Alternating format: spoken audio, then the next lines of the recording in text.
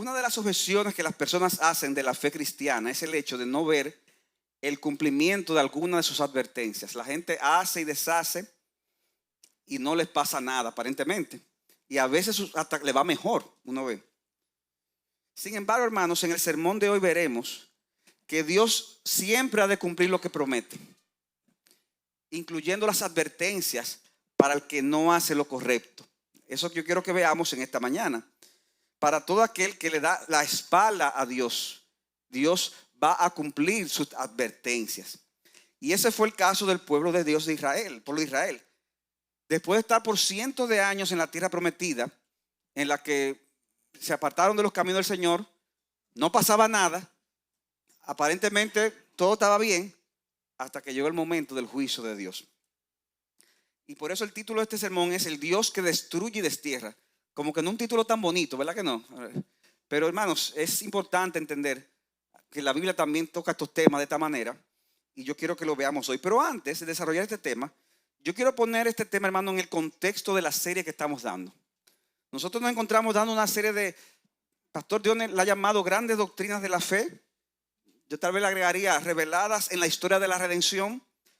Y el propósito general ha sido responder interrogantes que las personas puedan tener acerca de ciertas verdades de la fe cristiana que chocan con lo que se dice y con lo que se percibe en el mundo.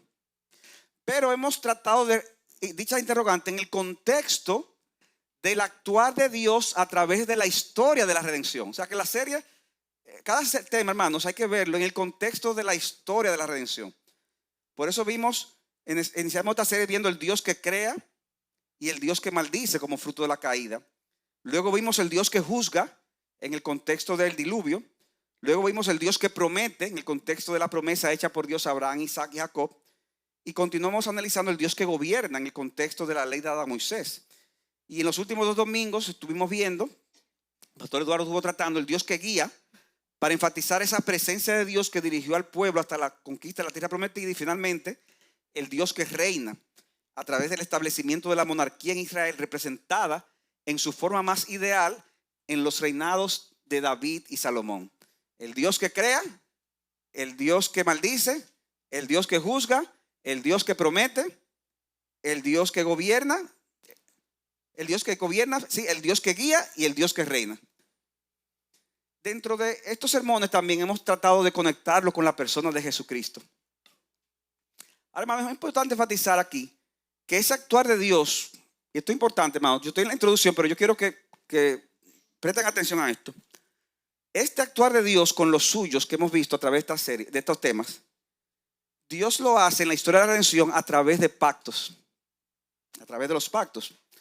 De acuerdo a Steve Wellum, un teólogo, es a través de los pactos como el reino salvador de Dios llega a este mundo. Los pactos constituyen el marco y la columna vertebral del plan de Dios que va desde la creación hasta la consumación. ¿Está en pantalla eso que estoy diciendo? Ahí está.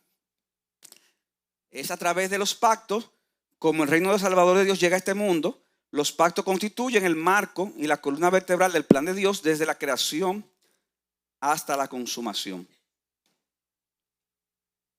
Y yo quiero, hermanos, en esta mañana hacer una confesión de pecados pública. Una confesión, ya lo de pecado depende, pero una confesión.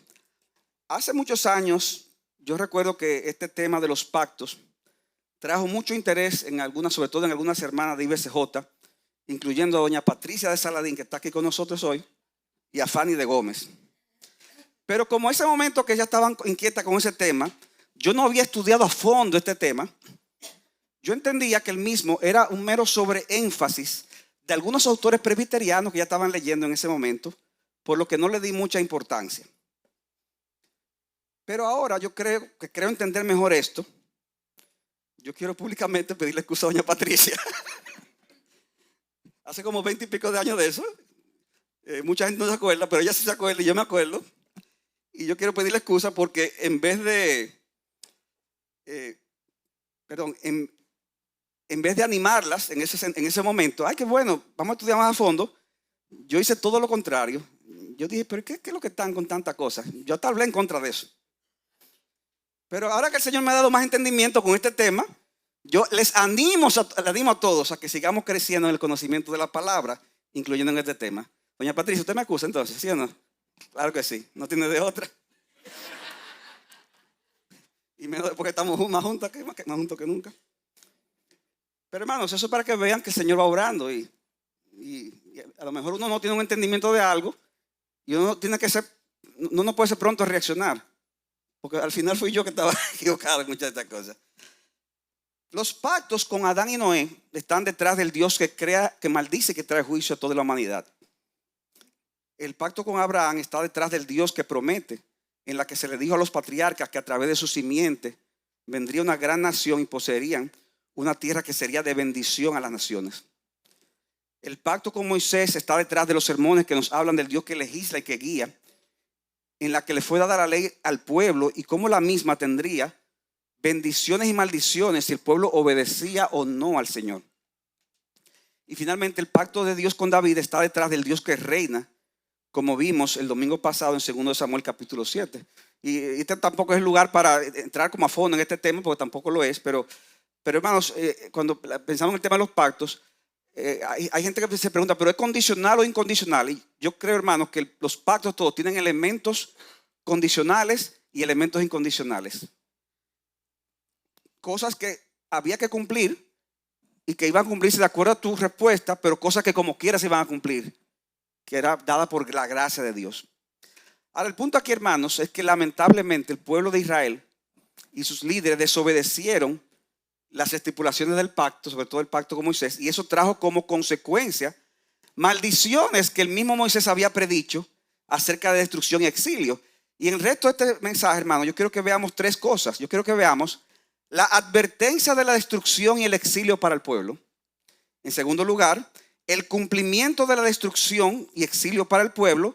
Y finalmente, las señales de esperanza en medio de la destrucción y del exilio para el pueblo. Esos son los tres encabezados del sermón de esta mañana. Veamos en primer lugar la advertencia de destrucción y de exilio para el pueblo. Hermanos, ¿qué le prometió el Señor a Abraham? Le prometió que le iba a dar una gran nación, ¿se acuerdan? Que a través de sus simientes serían benditas todas las familias de la tierra y que le iba a dar una tierra prometida. El cumplimiento de la creación de una gran nación, ¿cuándo ocurrió? ¿Cuándo Israel se hizo numeroso?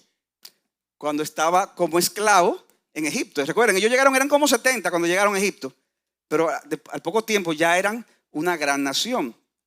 Pero faltaban dos cosas más. Faltaba que se les diera la tierra prometida y faltaba que ellos se estableciera un rey en medio de ellos.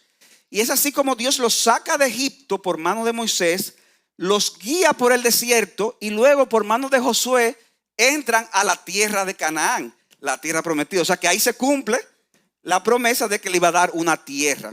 Y vemos cómo Dios les da jueces que los libraban de la mano de los enemigos que todavía estaban alrededor de la tierra. Pero en ese momento, cuando uno lee el libro de Jueces, uno se da cuenta que faltaba por cumplirse la promesa de un rey aprobado por Dios. Y luego del inicio fallido de la monarquía de Saúl, como me trató el pastor Saladín la vez pasada, Dios le dio a David, que dice que era un hombre conforme al corazón de Dios. Y tanto en David como en Salomón se cumple entonces esa parte de la promesa que faltaba por cumplirse del pacto de Dios con Abraham. ¿Me siguen hasta aquí, verdad? Sin embargo, el pueblo debía de mantenerse fiel al Señor para poder disfrutar de las bendiciones del pacto. Por eso, cuando dicho pueblo estaba a punto de entrar en la tierra prometida, Moisés les advirtió de las consecuencias que tendrían si se desviaban. Y el pasaje clave aquí es Deuteronomio capítulo 28, versículo 15 al 68. No vamos a leer este pasaje completo, es muy largo, pero yo le invito a que leamos algunos pasajes, algunos versos de este capítulo de Deuteronomio 28. Moisés está a punto de morir, se le ha dicho que él no va a entrar a la tierra prometida, va a ser Josué, pero él da advertencias, o Dios a través de Moisés da advertencias al pueblo. Y dice así, versículo 15. Pero si te niegas a escuchar al Señor tu Dios, Deuteronomio 28, recuerden, si te niegas a escuchar al Señor tu Dios y no obedeces los mandatos y los decretos que te entrego hoy, caerán sobre ti las siguientes maldiciones y te abrumarán. Versículo 20. El propio Señor te enviará maldiciones, desorden y frustración en todo lo que hagas, hasta que por fin quedes totalmente destruido por hacer lo malo y por abandonarme. Versículo 32. Presenciarás el momento en el que se lleven a tus hijos e hijas como esclavos. Se te partirá el corazón por ellos, pero no podrás hacer nada para ayudarlos. Versículo 33. Una nación extranjera y totalmente desconocida se comerá las cosechas por las que tanto trabajaste. Sufrirás una opresión constante y un trato cruel. Verso 36. El Señor te desterrará junto con tu rey y te hará vivir en una nación que ni tú ni tus antepasados conocían. Allí en el desierto rendirás culto a dioses de madera y de piedra. Serás un objeto de horror, de ridículo y de burla frente a todas las naciones donde el Señor te envíe. Verso 41. Tendrás hijos e hijas, pero los perderás, porque los tomarán prisioneros y los llevarán cautivos. Versículo 45. Si te niegas a escuchar al Señor tu Dios y a obedecer los mandatos y los decretos que Él te ha dado, todas estas maldiciones te perseguirán y te alcanzarán hasta que quedes destruido. Verso 47. Por cuanto, oigan esto, no serviste al Señor tu Dios con alegría y con gozo de corazón cuando tenías la abundancia de todas las cosas. Por tanto servirás a tus enemigos, los cuales el Señor enviará contra ti en hambre, en sed, en desnudez y en escasez de todas las cosas. Él pondrá yugo de hierro sobre tu cuello hasta que te haya destruido. Verso 49. Desde un extremo de la tierra el Señor traerá contra ti una nación lejana que te caerá encima como un buitre en picada. Es una nación que habla un idioma que tú no comprendes. Un pueblo cruel y feroz que no muestra respeto por los ancianos ni piedad por los niños. Verso 53. El estado de sitio y la terrible aflicción del ataque enemigo será tan insoportables que terminarás comiéndote la carne de tus propios hijos e hijas, aquellos que el Señor tu Dios te dio. Verso 63. Y así como el Señor se deleitaba en prosperarte y multiplicarte, ahora el Señor se deleitará en destruirte. Serás arrancado de la tierra donde estás a punto de entrar y que vas a poseer. Pues el Señor te dispersará por todas las naciones, desde un extremo de la tierra hasta el otro, y allí rendirás culto a dioses ajenos que ni tú ni tus antepasados conocías, Dios de madera y de piedra. Y mis hermanos y amigos, nosotros no podemos tomar estas palabras que Dios le dijo a Moisés, Dios le dijo al pueblo a través de Moisés, y aplicárnoslas directamente a nosotros, porque las mismas fueron dadas en el contexto del pacto de Dios del Sinaí, pacto de Dios con Moisés hacia el pueblo de Israel. Pero hermanos, sigue siendo real que la obstinación en el pecado, el endurecer nuestro corazón a las advertencias de Dios e incluso el no servir a Dios con alegría y gozo de corazón traerá juicio a nuestras vidas. El hacer todas esas cosas o dejar de hacerlas traerá juicio a nuestras vidas. Esas palabras de Dios al pueblo a través de Moisés no solo resultaron ser una advertencia, sino que fue una triste profecía que se cumplió, hermanos, al pie de la letra siglos después. Y eso nos lleva a nuestro segundo encabezado. Hemos visto la advertencia de destrucción y exilio para el pueblo. Veamos en segundo lugar el cumplimiento de la destrucción y del exilio para el pueblo. Aunque Israel tuvo un reinado próspero, como vimos la vez pasada con David y Salomón, vemos cómo el corazón de este último, Salomón, se desvió hacia la idolatría por causa de sus muchas esposas, afectando también al pueblo junto con él. ¿Y qué pasó luego de la muerte de Salomón? Que como fruto de ese desvío, de esa idolatría, la nación se dividió en dos. El reino del norte, hubo 10 tribus, de las 12 tribus que se separaron y conformaron el norte, que a partir de ahí se llamaba Israel. Y el sur se quedó con 2 tribus, Judá y Benjamín, y se llamó Judá. ¿Y dónde estaba la ciudad de Jerusalén? En Judá, estaba la ciudad santa. Pero hermanos, luego de esa división vemos una violación tras otra de ambas naciones, si se quiere llamar así, de los términos del pacto que Jehová hizo con Israel, a pesar de que él le mandaba constantemente profetas para advertirle de sus malos caminos. Y eso hizo que el reino del norte fuera eventualmente destruido por los asirios en el año 722 a.C. Eso está ahí en la historia. En el año 722 a.C., el reino del norte fue destruido por los asirios. Pero el Señor le quiso dar una oportunidad a Judá, y este duraría como nación algunos 135 años más de existencia. Pero ¿qué sucedió? Que finalmente también le llegó el turno a Judá. Y en dicha nación se cumplieron todas las maldiciones contenidas en el pacto de Dios con Moisés. Primero, el pueblo de Dios fue invadido por los caldeos en el año 586, siguiendo la orden del rey Nabucodonosor, lo que se vino en una verdadera masacre que acabó con la vida de cientos de miles de judíos. Dice en segundo de Crónicas 36:17, entonces Dios hizo subir contra ellos al rey de los caldeos, que era Nabucodonosor. ¿Y qué hizo? Que mató a espada a sus jóvenes en la casa de su santuario. Y no tuvo compasión del joven ni de la virgen, del viejo ni del débil. A todos ellos los entregó en su mano. Y todos los objetos de la casa de Dios, grandes y pequeños, los tesoros de la casa del Señor y los tesoros del rey y de sus oficiales, todos se fueron a Babilonia. ¿Y qué hicieron después? Quemaron la casa de Dios y derribaron la muralla de Jerusalén, prendiendo fuego a todos sus palacios y destruyeron todos sus objetos valiosos. Eso, hermano, está en la historia, 586 antes de Cristo. O sea que vemos cómo vino destrucción sobre el pueblo. Pero no solamente destrucción, sino que los que sobrevivieron a la masacre fueron llevados al cautiverio con algunas pocas excepciones. Un cautiverio, hermanos, descrito en términos horribles, como bien profetizara Jeremías, Habacuc y otros profetas. Dice que algunos de ellos fueron llevados, incluso, oigan esto, algunos de ellos fueron llevados con anzuelos, como si fueran peces, despojándolos así de todo sentido de dignidad. O sea, era una forma como para humillarlos. Una cosa horrible lo que pasó. En el Salmo 137 se recoge el sentimiento de muchos de esos judíos que habían sido llevados cautivos a Babilonia. Y dice el salmista en el Salmo 137, junto a los ríos de Babilonia nos sentábamos y llorábamos al acordarnos de Sión. Sobre los sauces en medio de ella colgamos nuestras arpas, pues allí los que nos habían llevado cautivos nos pedían canciones. Imagínense, pero cántenos la canción de su pueblo. Y los que nos atormentaban nos pedían alegría, diciendo, cántenos alguna de las cánticos de Sión.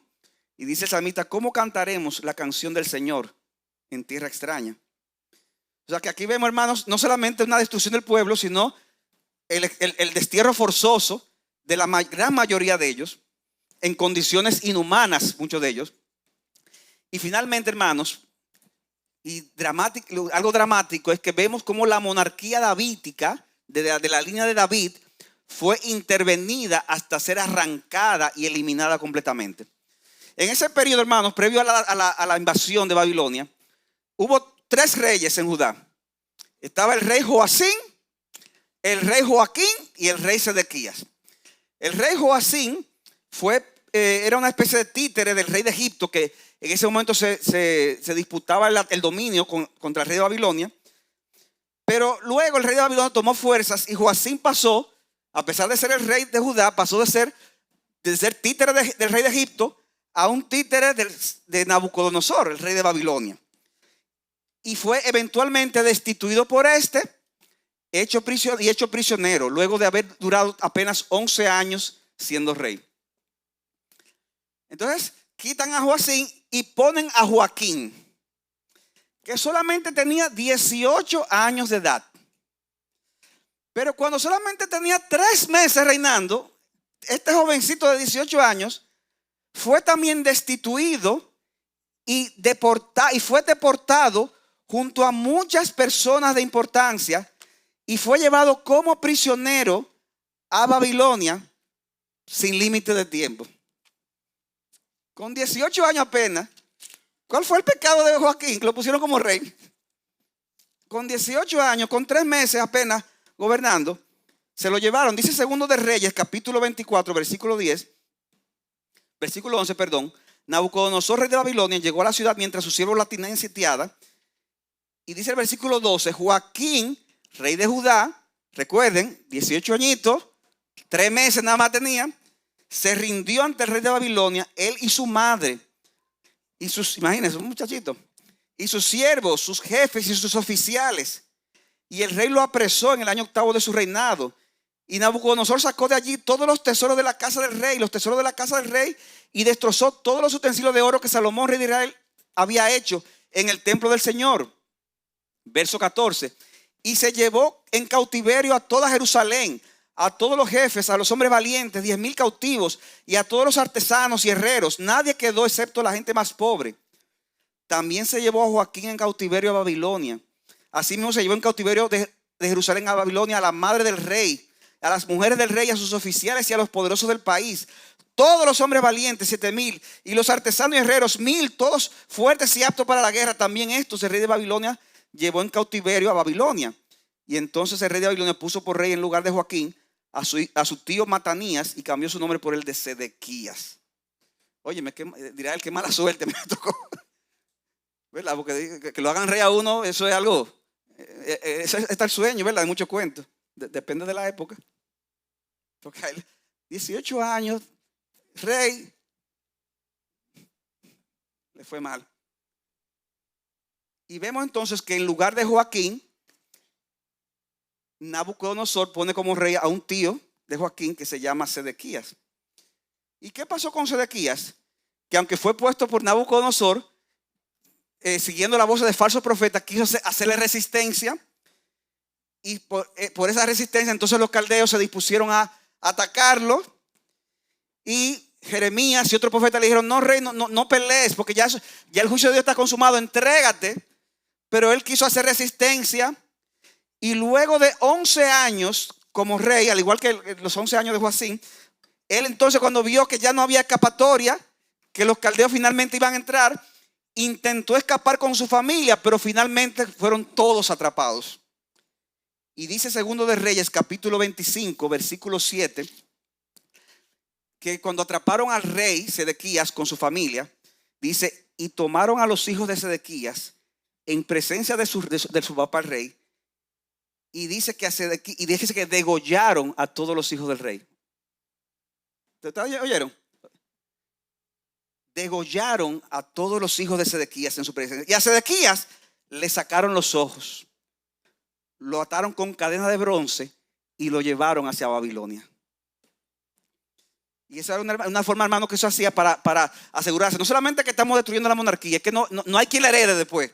O sea, porque entonces en esa época, que no, porque si aparece un hijo, que no sé, no, para que no haya debate. Entonces, muerto todo el mundo. La monarquía davídica había llegado a su fin y las advertencias de Deuteronomio 28 se habían cumplido al pie de la letra. Hermano, si tú encuentras alguna de estas descripciones que suenan como muy fuertes a tus oídos o a los de tu familia, yo espero que tú entiendas de que esto que estamos leyendo está en la Biblia, no en otro sitio. Y esto es parte del propósito de Dios en su palabra, para que tú entiendas lo grave y serio que es ser obstinado con el pecado. Y cómo un Dios completamente santo aborrece con todo su ser el pecado. Dios quiere que tú entiendas lo grave que es el pecado. Cuando una persona se obstina en su pecado, vive en desobediencia, si es un verdadero creyente, recibirá tarde o temprano el juicio de Dios en esta vida. Porque dice 1 Pedro 4:17 que es tiempo de que el juicio comience por la casa de Dios. De modo que eso que le sucedió al pueblo de Dios en el antiguo pacto es una advertencia para nosotros hoy. ¿Estás tú siendo obstinado con el pecado? ¿Estás tú ocultando el pecado? ¿Estás tú continuando en el pecado? ¿No te estás dejando ayudar por otros para luchar y quitar de tu vida todo pecado? Entonces, hermanos, si eres creyente, lo que nos espera es la disciplina de Dios. De tener una gran monarquía, un gran territorio, una gran nación, ahora Israel no tenía rey, había sido sacado de su tierra y ahora eran extranjeros a la fuerza, quedando tan solo 2 o 3 personas en la nación. Ahora, hermanos, vamos a ver, ¿verdad? Si estuviéramos viéndolo como una película, eso que estaba pasando, cualquiera que mirara a Israel en ese momento, luego de la destrucción y de ese exilio forzoso a Babilonia, ¿qué podría pensar de los pactos? Que los pactos se destruyeron, que parece que todo era condicional, y como desobedecieron, ya los pactos desaparecieron. Había fracasado los pactos. Ya ellos no eran una gran nación en una tierra prometida, como se había dicho en el pacto de Abraham. Ya no tenían el reinado de Dios a través del ungido del Señor, como se había prometido en el pacto de David. Pero, hermanos, Los pactos no habían fracasado porque Dios no fracasa. Dios no fracasa. Nuestro Dios estaba llevando a cabo su plan a través de la historia de la redención, porque Dios sigue siendo soberano. Y aunque veamos que las cosas pasan al revés, hermanos, de una forma que muchas veces no entendemos, Dios sigue cumpliendo sus propósitos, aún en cosas como esta. Él es soberano, hermanos. Y por eso nosotros vemos que a pesar de la destrucción de Israel, a pesar del exilio, también podemos ver que había señales de esperanza. Había señales de esperanza. Eso nos lleva a otro tercer y último encabezado. Las señales de esperanza del pueblo en medio de la destrucción y el exilio. ¿Y qué esperanza va a haber? ¿Dónde va a aparecer? Mis hermanos, los mismos profetas que habían profetizado la destrucción del pueblo y el exilio del remanente, de los que quedarán vivos, y que en algunos casos como Jeremías fueron testigos oculares de estas cosas, sin embargo también profetizaron palabras de esperanza para el pueblo. Y hermano, no es mi propósito ver con detalles estas promesas, ya que el pastor Dionis Peña estará compartiendo más detalles este tema el próximo domingo, Dios mediante. Yo quiero, sin embargo, hermanos, que notemos ciertas señales de esperanza para este pueblo a través de dos pasajes. El primero está en Lamentaciones capítulo 3, en la que vemos cómo ese libro de Lamentaciones, Jeremías lo escribe justo cuando ocurre la destrucción del pueblo. O sea, Jeremías advirtió una y otra vez, y lo que fueron es que lo persiguieron, lo metieron preso. De hecho, cuando vino la invasión, Jeremías estaba prisionero en condiciones infrahumanas. Y es liberado. Entonces, pero cuando es liberado y él ve a su pueblo, ¿qué es lo que ve? Ve toda esta destrucción. Y hermano, es dramático la forma en que el profeta Jeremías describe lo que había pasado con el pueblo fruto de esta invasión.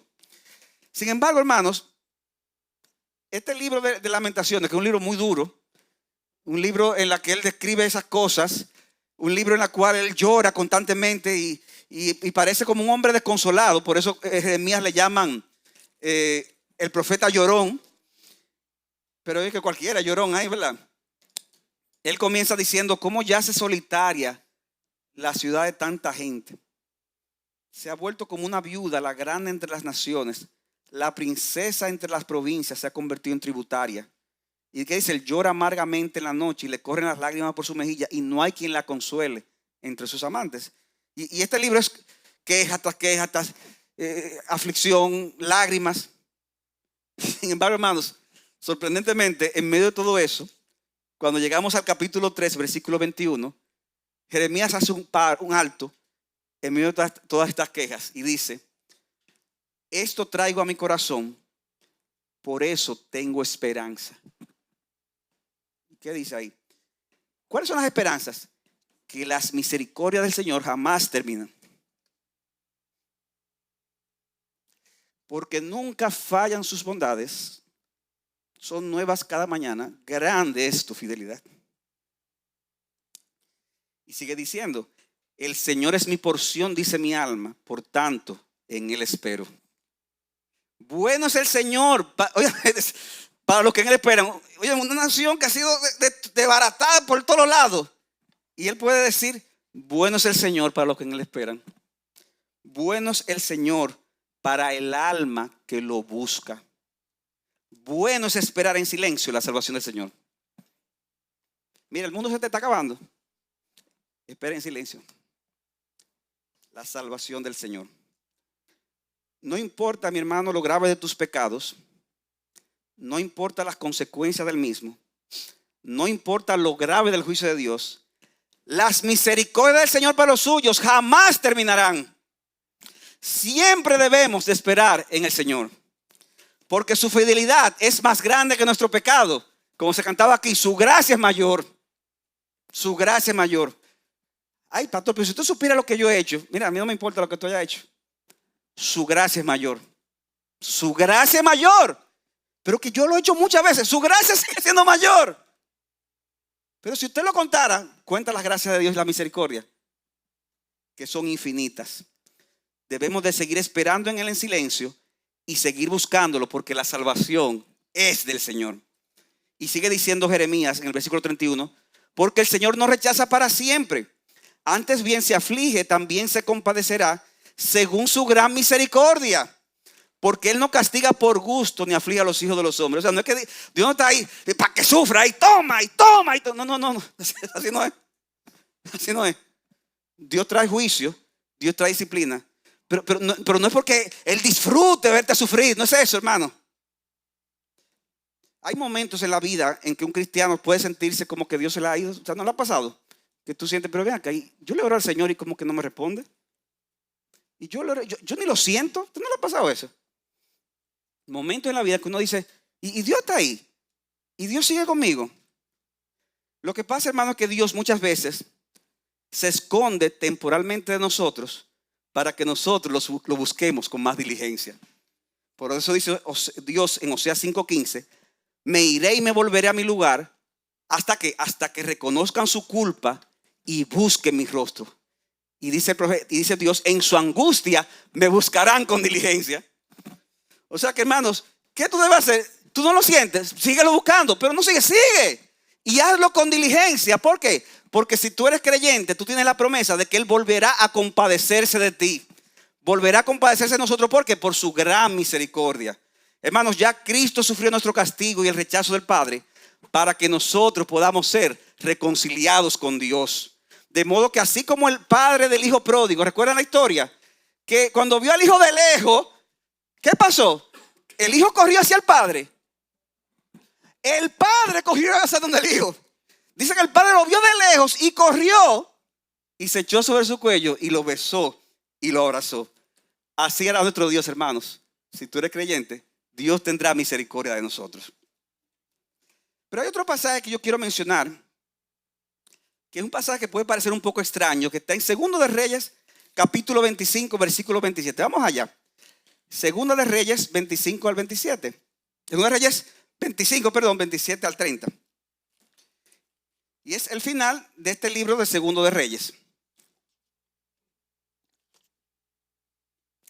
Hermanos, lo que se dice aquí puede que parezca de poca importancia a la narrativa que ha venido haciendo el autor de Segundo de Reyes con respecto a la desobediencia del pueblo que llevó a la destrucción y que llevó al exilio.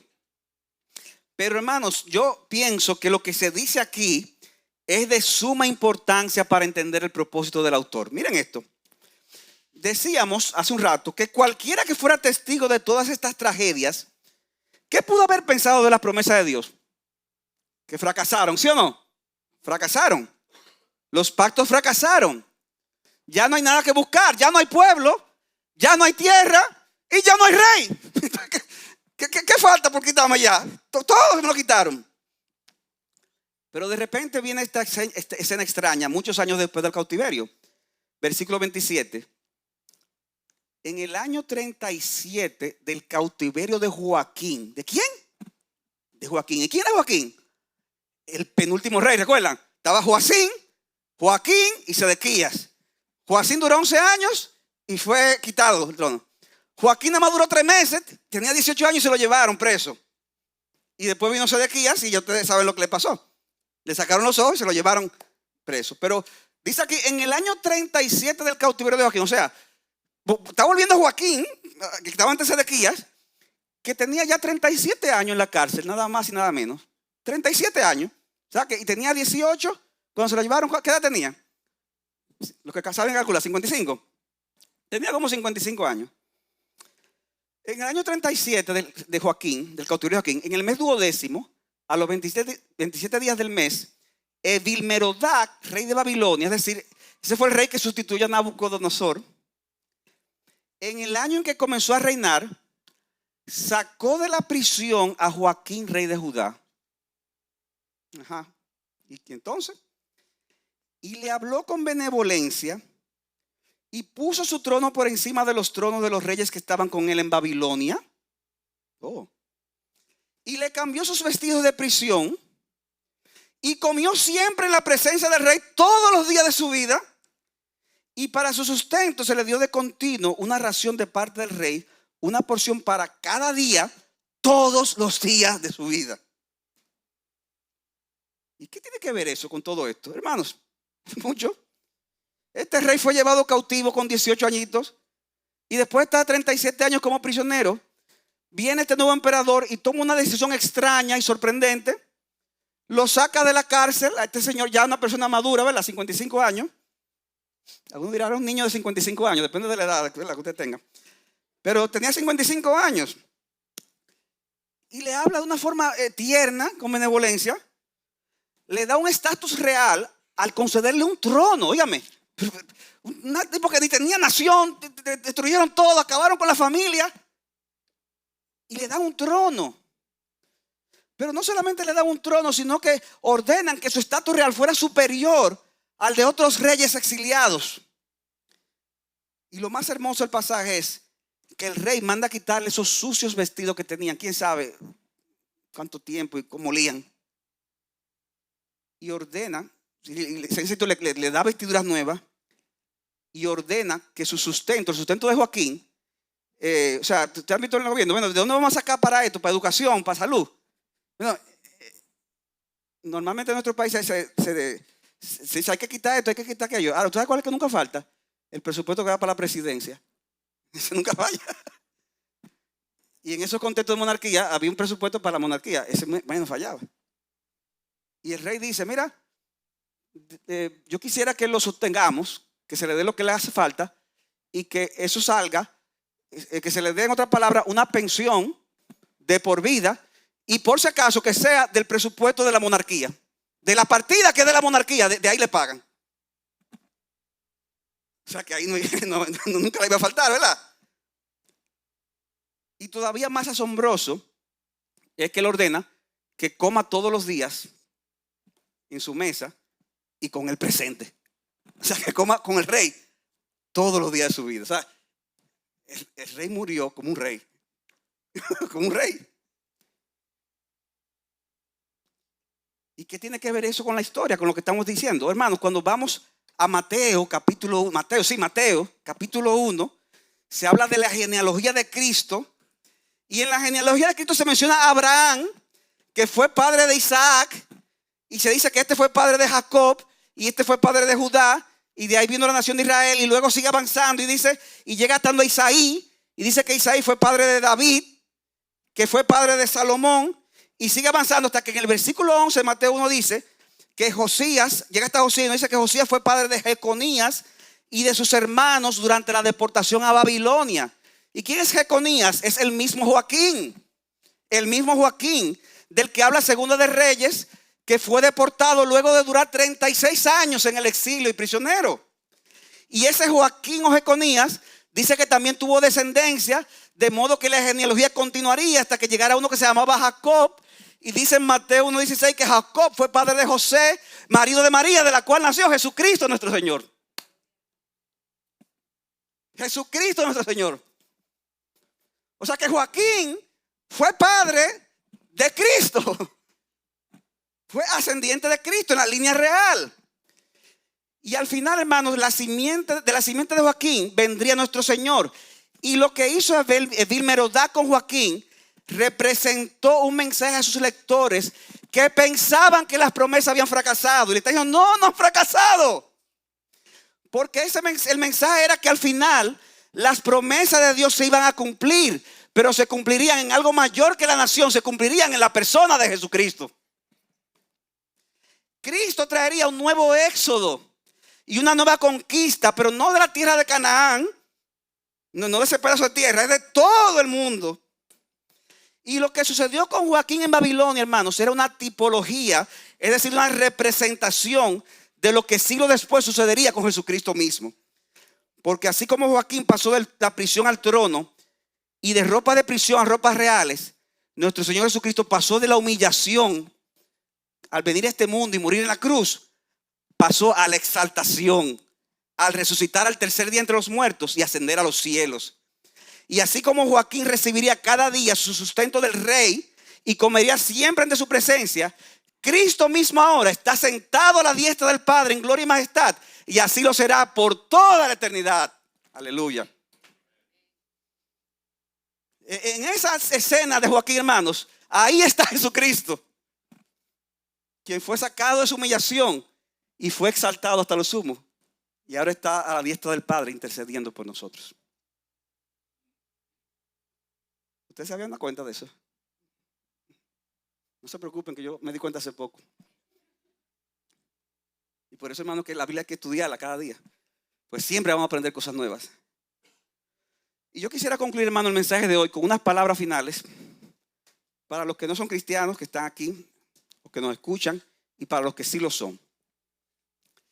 Si tú no te has arrepentido y no has venido a los pies de Jesucristo, óyeme bien, tú debes de saber que esta historia de destrucción y de exilio del pueblo de Judá apuntan a eventos de mayor magnitud que ha de venir al final de los siglos. O sea, esto que sucedió en esa época apunta a eventos de mayor magnitud que vendrán al final de los siglos, tal como señala un autor. La destrucción de Jerusalén y la deportación a Babilonia son comparados por los profetas al horror de habitar en total oscuridad.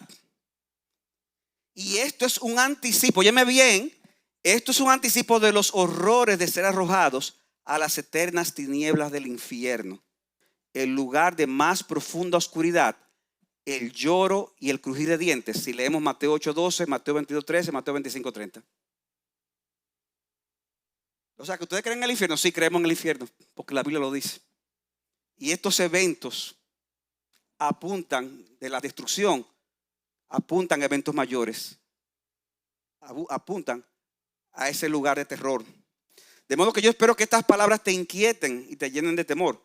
Pero no para que te quedes paralizado. Ay, me están hablando. ¿Por qué me hablan de esto hoy?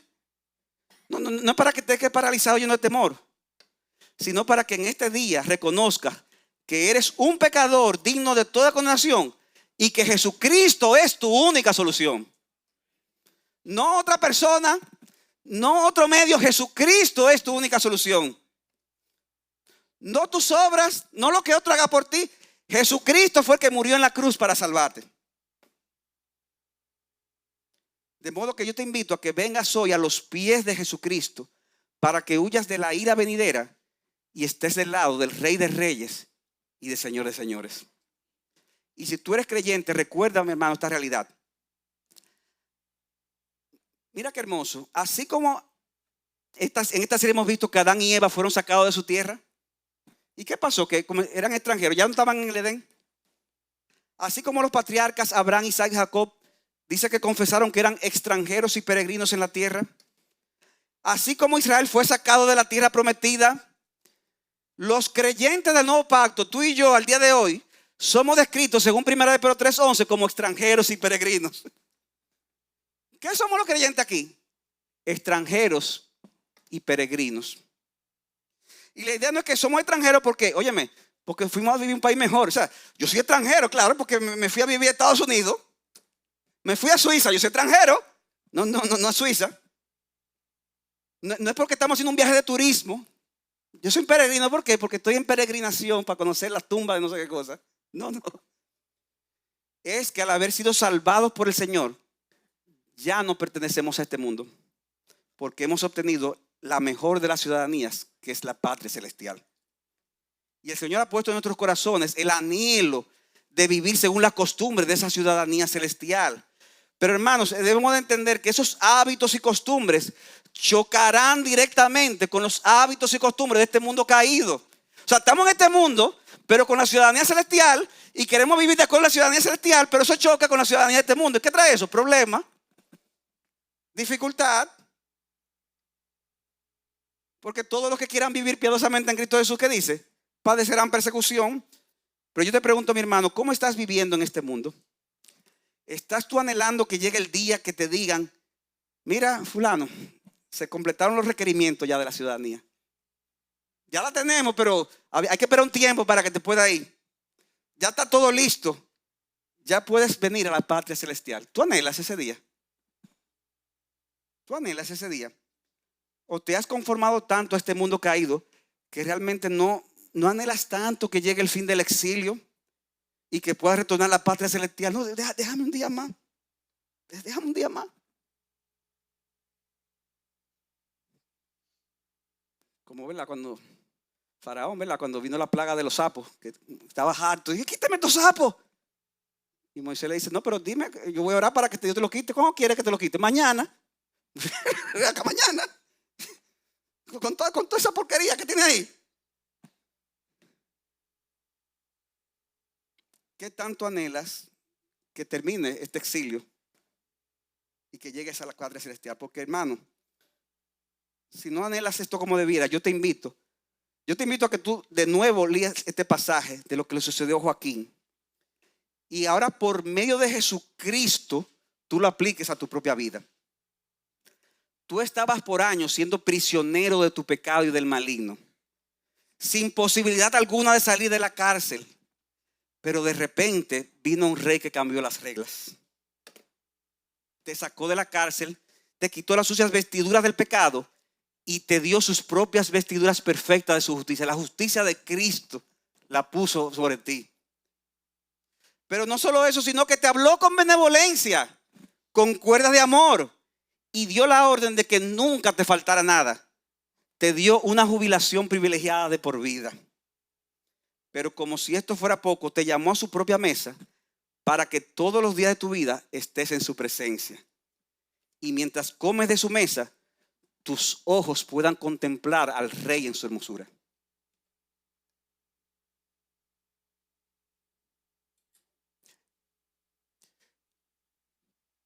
Hermanos, no hay ni habrá nada en el mundo mejor que esto. Por eso te invito a que vengas y te sientes de nuevo en la mesa del Señor, para que puedas decir como el Salmo 16:11, en tu presencia hay plenitud de gozo, en tu diestra hay deleites para siempre. Amén.